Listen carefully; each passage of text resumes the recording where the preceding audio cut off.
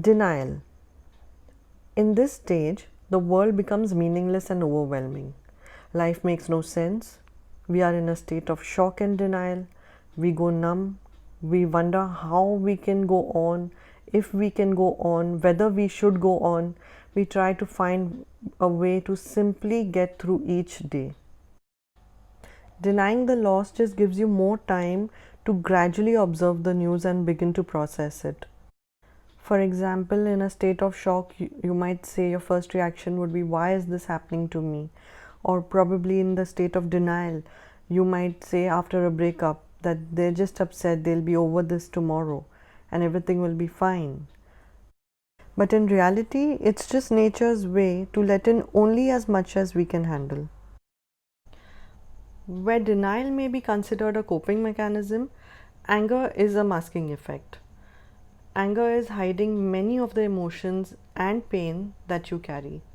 This anger may be redirected at other people, such as the person who died, your ex, or your old boss.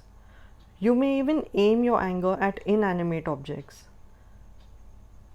Anger tends to be more socially acceptable than admitting we are scared. Anger allows us to express emotions with less fear of judgment or rejection. So, unfortunately, anger tends to be the first thing we feel when we start to release emotions related to loss. Like after a breakup, you might say, I hate him, he'll regret leaving me. Or after losing a job, you might say, they're terrible bosses, I hope they fail. Bargaining. In this stage, you are desperately willing to do almost anything to alleviate or minimize the pain.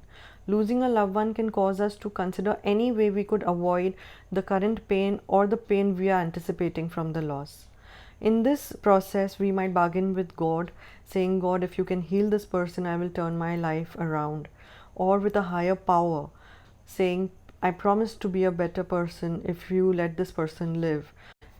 It is also common to recall times when we may have said things we did not mean and we wish we could go back and behave differently. We also tend to make the drastic assumption that if things had played out differently, we would not be in such an emotionally painful place in our lives. Depression. There comes a time when our imaginations calm down and we slowly start to look at the reality of our present situation. Bargaining no longer feels like an option and we are faced with what is happening. We start to feel our loss of our loved one even more abundantly. As our panic begins to subside, the emotional fog begins to clear and the loss feels more presentable and unavoidable. Also, you might be surrounded with depressive thoughts like, what am I without her after a breakup? Or I don't know how to go forward from here. My whole life comes to this terrible end. Like other stages of grief, depression can be difficult and messy. It can feel overwhelming.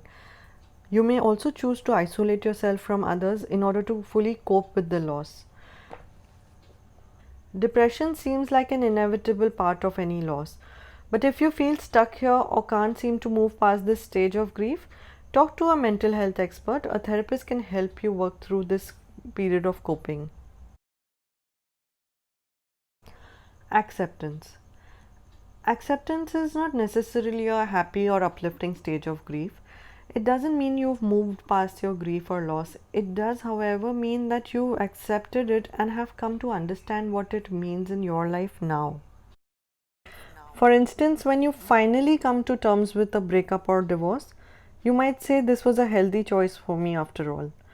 Or after a death of a loved one, you might say, I am so fortunate to have had so many wonderful years with him and he will always be in my memories.